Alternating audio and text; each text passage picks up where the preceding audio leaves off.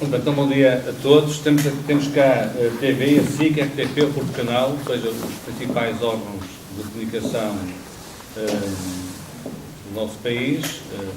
E também temos cá a jogar em casa, a GFA TV, não é? Temos aqui, portanto, eu sou o Presidente da Direção. À minha direita temos o Presidente da Mesa da Assembleia Geral, o Professor Álvaro. À minha esquerda temos o Presidente do Conselho Fiscal, o Professor Jorge Sequeira. Mais à minha esquerda temos a Maria João, nossa membro dos órgãos sociais, e à minha direita a colega da direção também, Manuela Machado. Quero dizer-vos que ontem o Sr. Ministro, o Professor Doutor Tiago Brandão Rodrigues, já recebeu o documento que agora vocês tiveram acesso.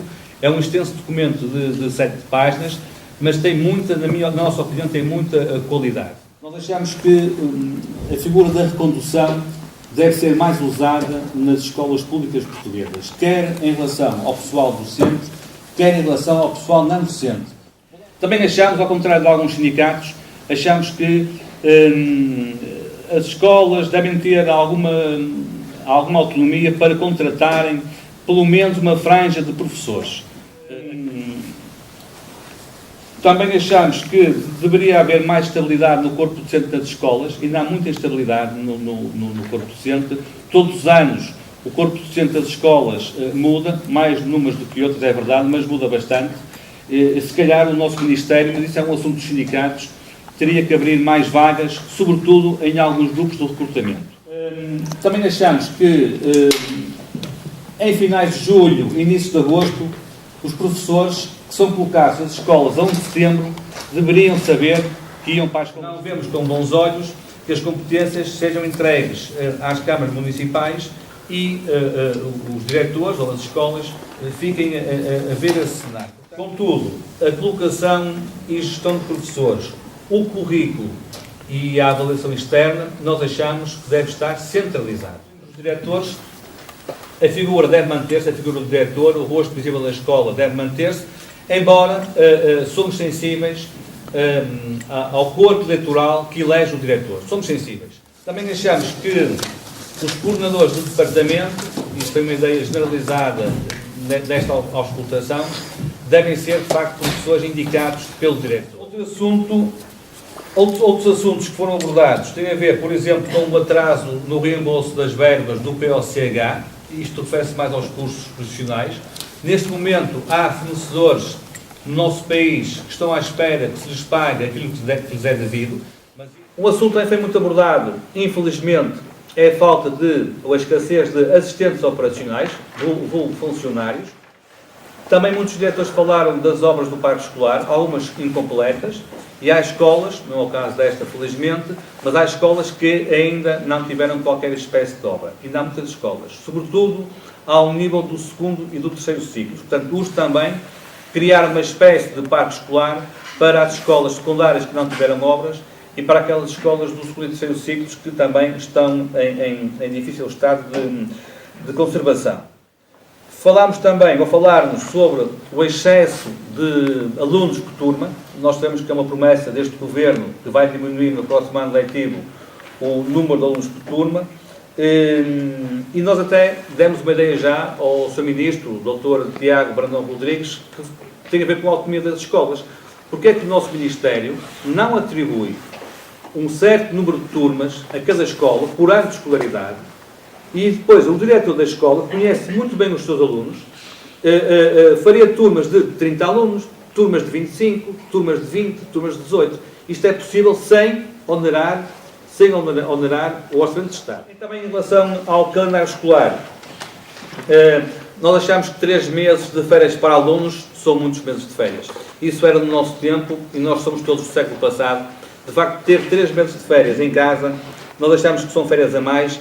Julgamos que 8 semanas de férias, 2 meses, era o tempo suficiente para um bom descanso para os nossos alunos e desafiámos o Sr. Ministro a pensar numa forma diferente de organizar o ano escolar. Como, por exemplo, em semestres. Não sendo a nossa área, porque nós não somos sindicatos dos professores, mas também, ao contrário do que possam pensar, defendemos os professores, sem qualquer interesse da nossa parte, nós defendemos o descongelamento das carreiras dos professores.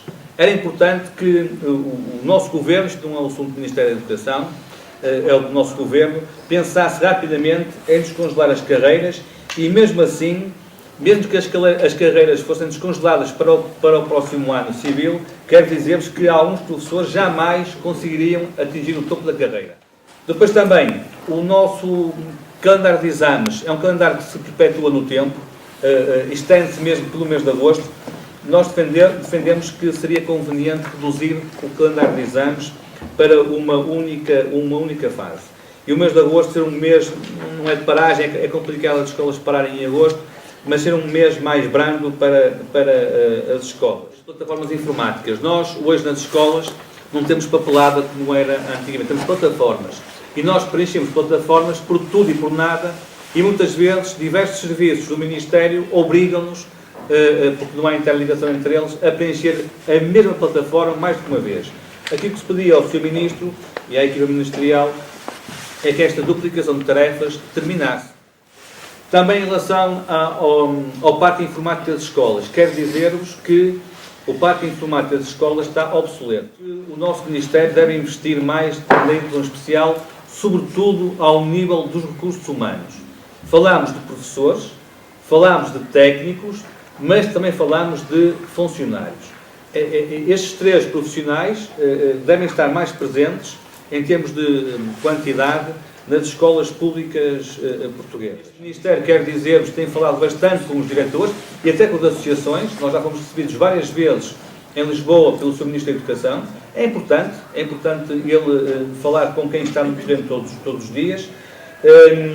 E foram estas indicações, estas conclusões que nós fizemos chegar ontem à equipa ministerial e, sobretudo, ao Sr. Primeiro-Ministro, pensando nós que ele vai olhar para este documento, que é um documento feito a partir de uma auscultação daquelas pessoas que diariamente estão no terreno. Referiu que gostaria que, ou apresentou a ideia que deveria de ser tudo junto numa só fase de exames. Não acha que isso iria afetar muito os alunos?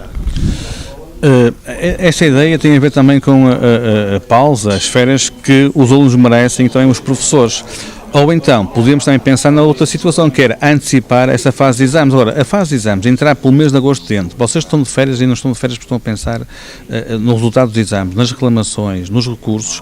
Nós pensámos que isso seria de trazer portanto, para discussão, para se perceber se essa é a melhor solução. Agora, não nos parece fazer muito sentido, em agosto, que é um mês em Portugal de férias, para vocês alunos e também para os professores, não para as escolas, que as escolas não param em agosto, mas achamos que os exames não se devem perpetuar no tempo.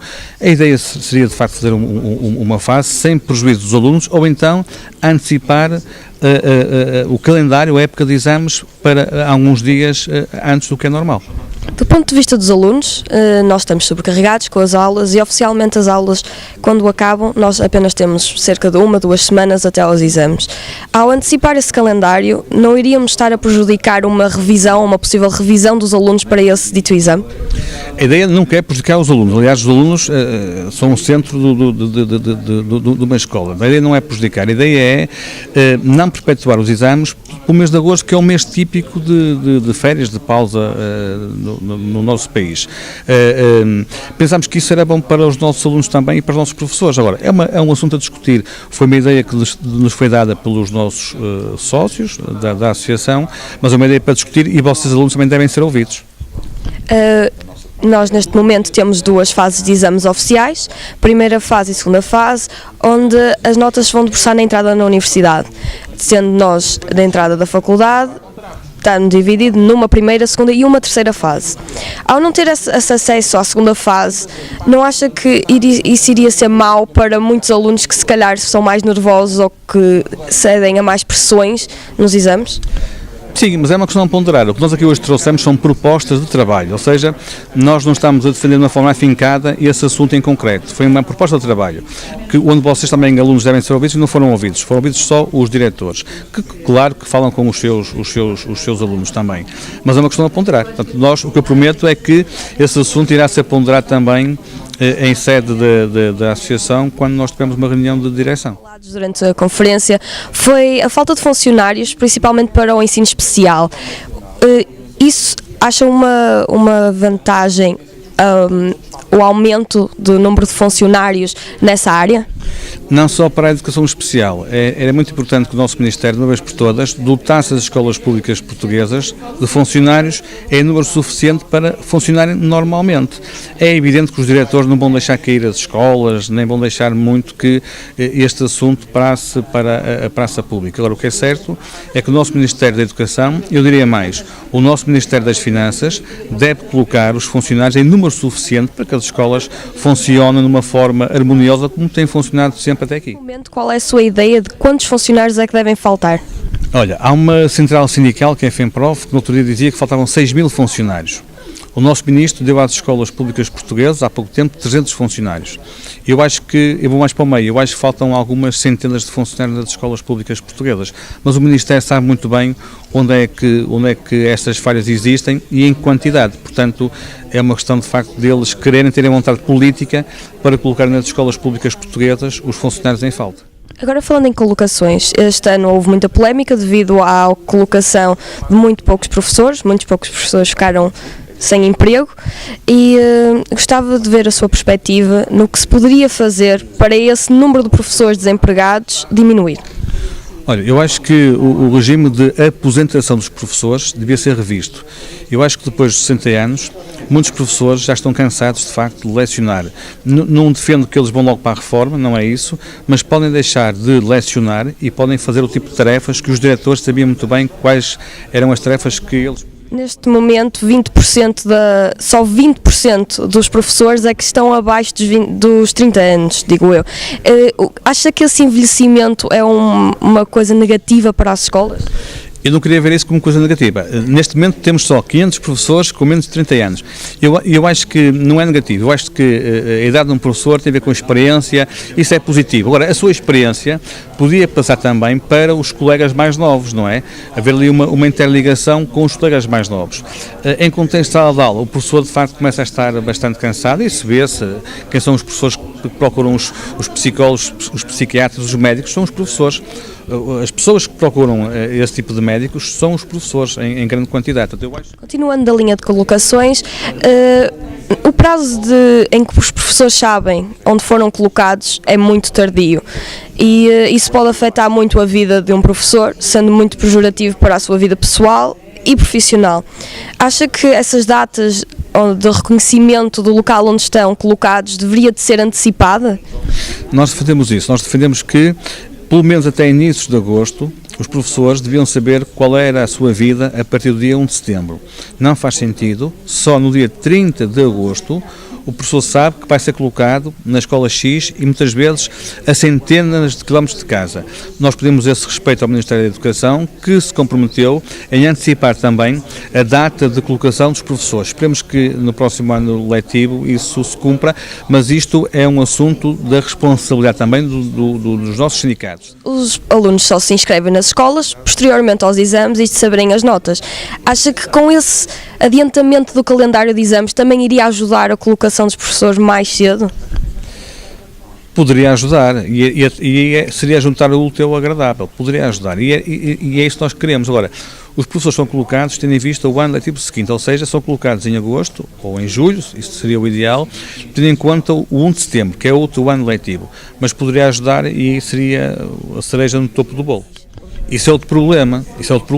Se a validação das turmas fosse feita pelas escolas, e nós temos aí também essa proposta, nós achamos que todo o processo, inclusive dos exames, podia ser antecipado.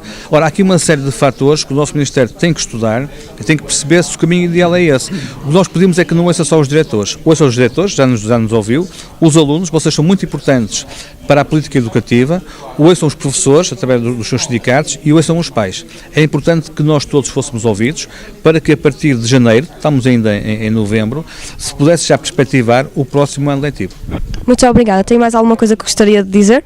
Não, gostaria de dizer que foi muito bem entrevistado por uma jornalista muito simpática, por um cameraman também muito simpático e por um professor formador muito atento. Muito obrigado. Muito obrigada pela sua presença aqui na escola.